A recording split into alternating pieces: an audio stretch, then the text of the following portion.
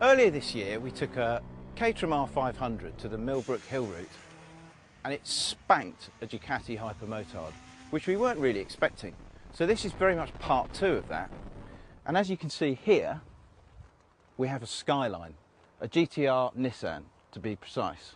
But its opposition this time is a bit more, well, it's a bit more serious really. And the chap that's going to ride it is Rob here. Hello. Rob, tell us a bit about this very Larry piece of kit.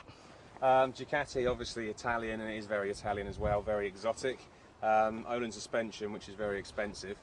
Brembo brakes, sort of market leaders there.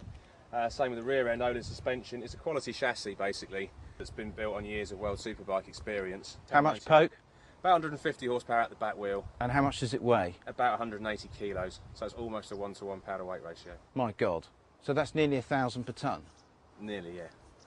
Right, just to put that into context, this thing supposedly has an official 473 horsepower and it weighs 1.8 tonnes. So what's the power to weight ratio there?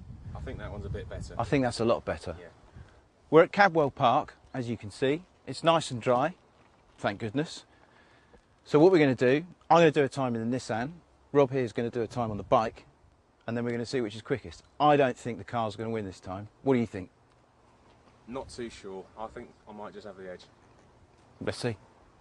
So, Car v Bike Part 2. We thought we'd put the bike out first, just to see how near or otherwise I could stay to him over the lap. And as you can see, he really was going for it, back wheel and all, past the pits. It's quite interesting because it's still just a little bit wet, so a little bit in favour of the car. But right away, as soon as we set off, it just became so obvious that the bike was miles faster than the car in a straight line. I mean, look at that. That's opened up a gap of about 30-40 yards in no more than 100 yards of track. He absolutely disappeared away from me down that back straight. And down this straight too, as you can see. I mean, he's just gone. And there's nothing that the GTR can do to stay with that bike there. But as soon as you introduce the corners, and even more than that, as soon as you start introducing braking areas like here, the Nissan would just come right back up onto his back tyre. And in fact, I was having to back off a bit not to go into the back of him. Same thing here into the chicane. Big braking area, look, just take yards out of him. I mean, he's very committed through here. He's very committed everywhere. He's a nutcase, quite frankly. But a very talented nutcase. But watch this under brakes. I mean, we've just got him easily in the car. And although he's, well, watch the commitment here. There's actually a bit of air under, not just the front wheel, but the back wheel there. I still think the car was quicker. And at that point, I thought we did have a little bit in the tank. He had done a 1 minute 44 second lap. So then we swapped. He followed me. Difficult thing for him was just how much faster the car was braking. And his main problem was that he was accelerating like a nutter down the straights, catching me up hugely. But then, as soon as he came into a braking area, he couldn't stop anywhere near as fast as the Nissan. And he actually thought he was going to go into the back of me on a couple of occasions. His eyeballs were starting to bulge at a few points. So this is along the back straight again, and he catches right back up. Right back up. I mean, we're going into that corner in the car, I think about 130, 125, 130.